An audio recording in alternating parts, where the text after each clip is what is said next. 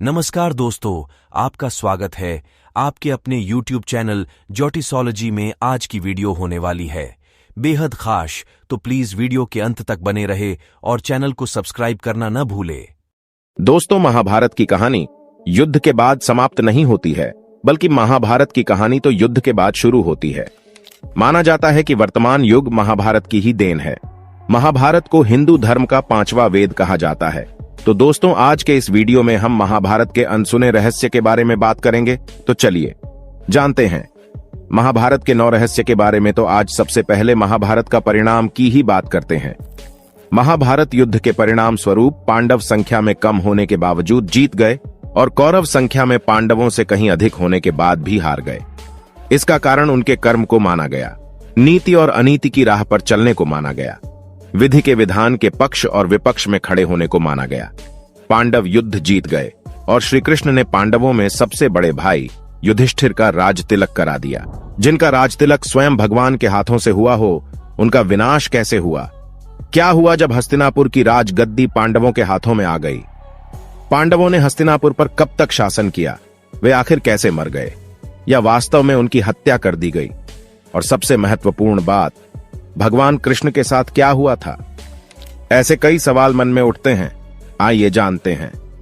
Number 1, Raj Tilak और शाप का संबंध। कुरुक्षेत्र का युद्ध जीतने के बाद पांडवों को हस्तिनापुर का शासन मिला। युधिष्ठिर को हस्तिनापुर का महाराज बनाया गया, लेकिन दूसरी तरफ गांधारी एक दुखी त्रस्त महिला के रूप में विलाप कर रही थी। अपने 100 पुत्रों की मृत्यु का शोक मना रही थी। जब युधिष्ठिर को सिंहासन सौंप दिया गया और श्री कृष्ण का हस्तिनापुर से विदाई लेने का समय आया, तब वह गांधारी के पास गए और गांधारी ने श्री कृष्ण को उनके वंश का अंत हो जाने का शाप दिया। नंबर 2, पांडवों का राजकाज। जानकारी के अनुसार महाभारत के बाद हस्तिनापुर पर पांडवों ने 36 वर्षों तक शासन किया। इस बीच गांधारी का शाप अपना असर दिखाने लगा और श्री कृष्ण की नगरी द्वारका में एक अशुभ घटना घटी। वहां एक उत्सव के दौरान सभी यदुवंशी आपस में ही लड़ने लगे और एक दूसरे की हत्या करने लगे। यह घटना सोमनाथ के समीप प्रभास क्षेत्र में घटी। नंबर 3, श्री कृष्ण पृथ्वी लोक से चले गए। उधर प्रभास क्षेत्र में यदुवंशियों के एक दूसरे को मार डालने के बाद पहले बलराम जी अपने लोक को वापस चले गए। इसके बाद श्री कृष्ण वहीं प्रभास क्षेत्र में एकांतवास में रहने लगे। एक दिन वह ध्यानावस्था में एक वृक्ष के नीचे बैठे थे। तभी जरा नाम के एक शिकारी ने गलती से उनके पैर में तीर मार दिया और श्री कृष्ण ने वह मानव देह त्याग दी। भगवान कृष्ण के बैकुंठ लौट जाने के बाद देव ऋषि वेदव्यास ने अर्जुन को बताया कि श्री कृष्ण और उनके भाइयों का जीवन समाप्त हो गया है। नंबर 4, गांधारी के 99 पुत्र थे, तो कौरव 100 कैसे कहलाए? आप जानते हैं, कौरव 100 भाई थे, लेकिन गांधारी ने धृतराष्ट्र के केवल 99 पुत्र और एक पुत्री को जन्म दिया और कौरवों की इकलौती बहन का नाम दुशाला था, जबकि कौरवों का एक भाई युयुत्सु एक दासी का पुत्र था। और इस प्रकार कौरव युयुत्सु और दुशाला के साथ 100 भाई और एक बहन थी। युयुत्सु ने महाभारत का युद्ध पांडवों की ओर से लड़ा था और युयुत्सु ने ही द्युत के खेल में द्रौपदी का अपमान करने से और वस्त्र करने से रोकने के लिए बहुत प्रयास किया था।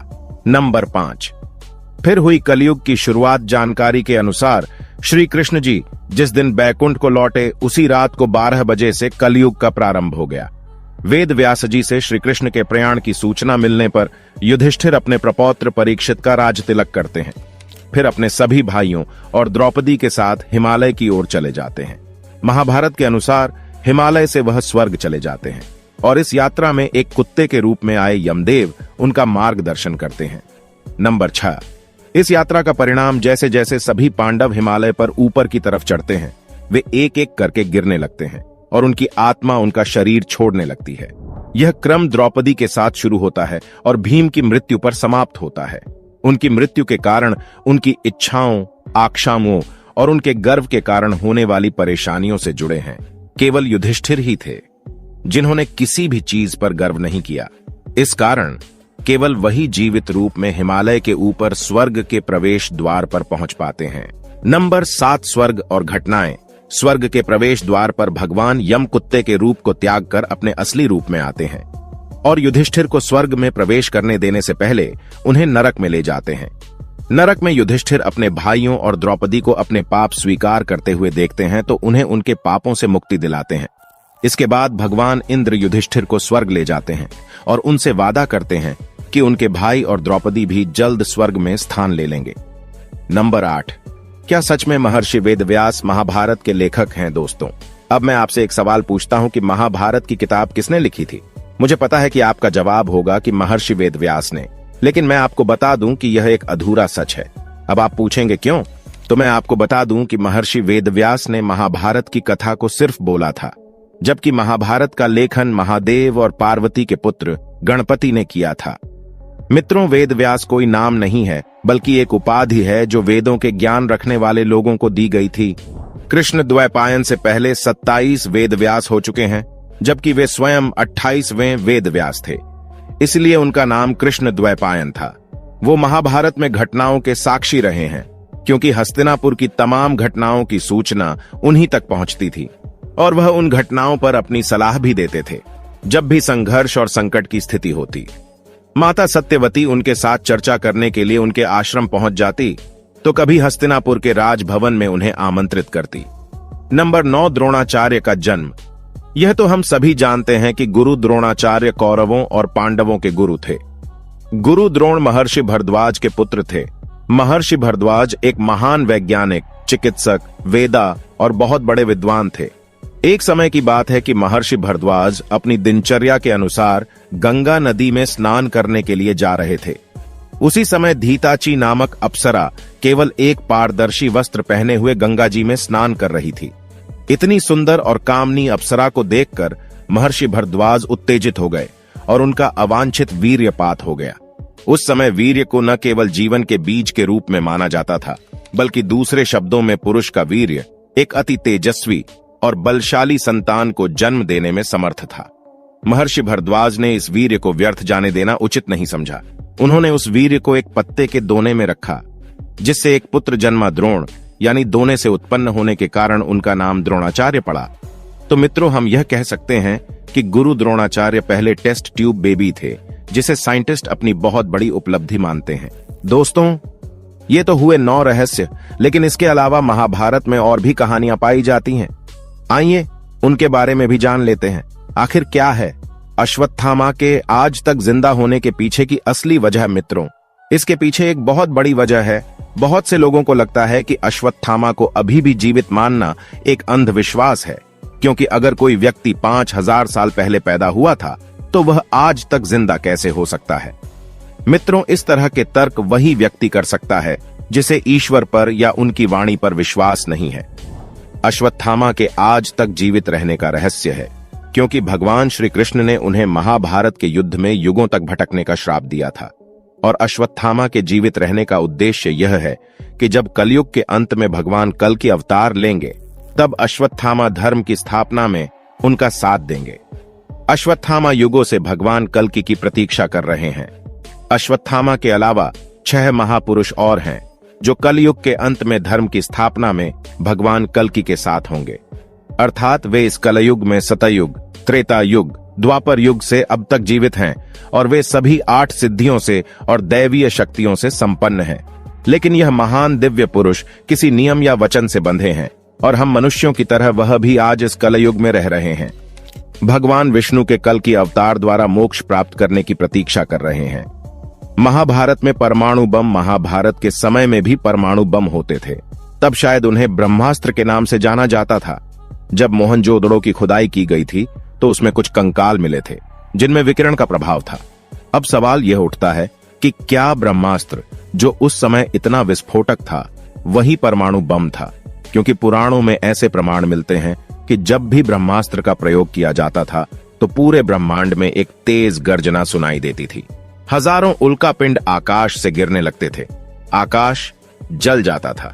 ऐसा लगता था कि पृथ्वी पर भयानक भूकंप आया है। हवा तेज गति से बहने लगती थी। सोचिए कि आज के आधुनिक युग से महाभारत काल का समय कितना दूर था। पांचजन्य शंख क्या है दोस्तों? ये शंख एक अत्यंत दुर्लभ शंख है। श्री कृष्ण के शंख का नाम पांचजन्य शंख था, जिसकी उत्पत्ति समुद्र मंथन के दौरान हुई थी। कहा जाता है कि यह पांचजन्य शंख आज भी मौजूद है। यह हरियाणा के करनाल का बताया जाता है। कहा जाता है कि इसे करनाल से 15 किलोमीटर पश्चिम में और कछवा और बहलोलपुर गांव के पास पाराशर ऋषि के आश्रम में रखा गया था, जहां से यह चोरी हो गया था। मान्यता के अनुसार महाभारत युद्ध के बाद भगवान कृष्ण ने अपना पांचजन्य शंख पाराशर ऋषि के मंदिर में रखा था। हालांकि कुछ लोगों का मानना है कि आदिब्द्री में आज भी श्री कृष्ण के शंख को सुरक्षित आ गया है। अब बात करते हैं चित्रांगदा के घर कौन पैदा हुआ था। जब अर्जुन इंद्रप्रस्थ की ओर से मैत्री संदेश लेकर मणिपुर गए तो कुछ कारणवश अर्जुन और चित्रांगदा का विवाह हो गया। बाद में अर्जुन ने निराधार संदेह के कारण चित्रांगदा को उस समय त्याग दिया जब वह गर्भवती थी। तब चित्रांगदा ने ठान लिया कि वह इस अपमान का बदला अर्जुन की पराजय से लेगी, जिससे बब्रुवाहन नामक पुत्र ने जन्म लिया। बाद में वह मणिपुर का राजा बना। उसकी माता ने बब्रुवाहन को यह नहीं बताया कि अर्जुन उसका पिता है, और जब युधिष्ठिर ने चक्रवर्ती सम्राट बनने के लिए अश्वमेध यज्ञ का आयोजन किया और उस अश्व को छोड़ा गया, तब अर्जुन उस अश्व के साथ गए थे। घूम फिरकर वो घोड़ा मणिपुर पहुंचा और मणिपुर का राजा यानी अर्जुन के पुत्र बब्रुवाहन ने उस घोड़े को पकड़ लिया। लेकिन अर्जुन और बब्रुवाहन एक दूसरे से परिचित नहीं थे। उनको देखकर अर्जुन ने कहा कि मैं इस समय यज्ञ के घोड़े की रक्षा करता हुआ तुम्हारे राज्य में आया हूं, इसलिए तुम मुझसे युद्ध करो। जिसके कारण बब्रुवाहन और अर्जुन के बीच भयंकर युद्ध होता है और अर्जुन वो युद्ध हार गए। बब्रुवाहन ने अर्जुन का सर धड़ से अलग कर दिया, और जब बब्रुवाहन को अपनी मां से पता चलता है कि अर्जुन उसके पिता है तो उसमें आत्मघृणा का अनुभव होता है और वो अर्जुन को जगाता है जो मृतक के समान पड़े थे। बाद में श्री कृष्ण की कृपा से अर्जुन उठकर खड़े हो जाते हैं।